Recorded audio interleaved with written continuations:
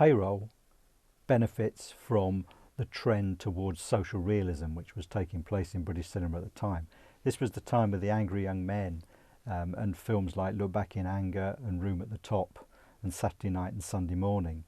And this new trend towards social realism also stretched to the crime film, and PAYROLL is a genre crime film at heart.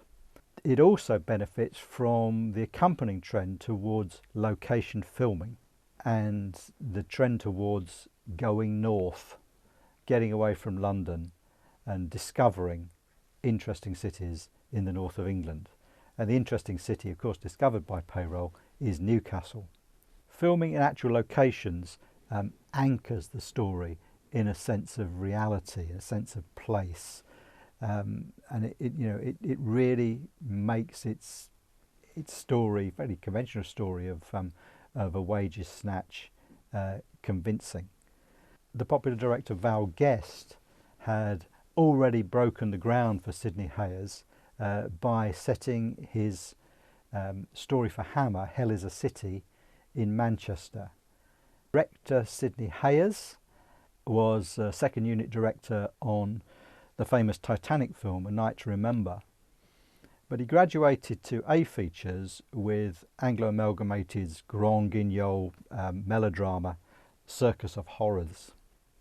Hayers got together with screenwriter George Baxt and took a potboiler novel by an aspiring academic called Derek Bickerton, which was set actually not in Newcastle but in Birmingham. Hayers and Baxt had previously collaborated on Circus of Horrors and on Night of the Eagle, and they gave their screenplay the working title of I Promise to Pay, which was also used as a title later in the American release of the film. It's a film of two halves in many ways. It's the story of the planning of a robbery and the robbery itself in the first half, and in the second half the aftermath. And in that sense it bears relations to a film like Quentin Tarantino's Reservoir Dogs. It's a popular form that's endured and owes a lot to Stanley Kubrick's The Killing, which was made sort of 5 years before this film. Michael Craig was a Rank leading man. He was one of their contract actors, and he probably came through Rank. He's cast somewhat against type. He usually plays romantic leads, but here he plays the villain, if you like, the gang boss.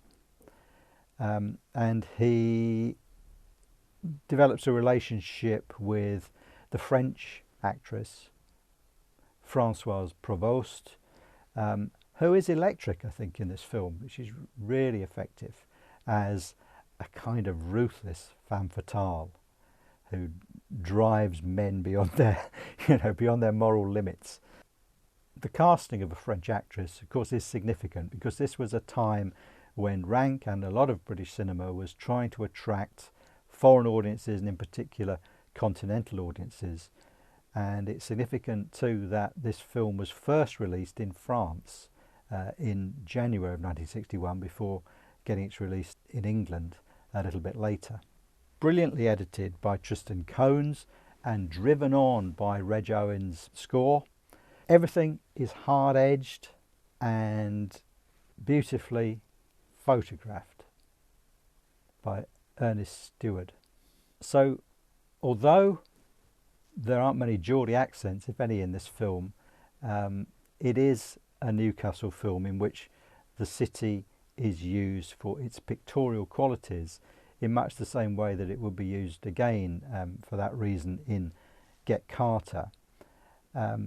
Unlike Get Carter, it doesn't try and do much to depict the culture of Tyneside, but it is still very convincing, I think, and has a great sense of place. It has a palpable feeling of reality, and it has that Beaconsfield idea that the underworld is actually very close to the surface, and the people that inhabit it are not strange mastermind criminals.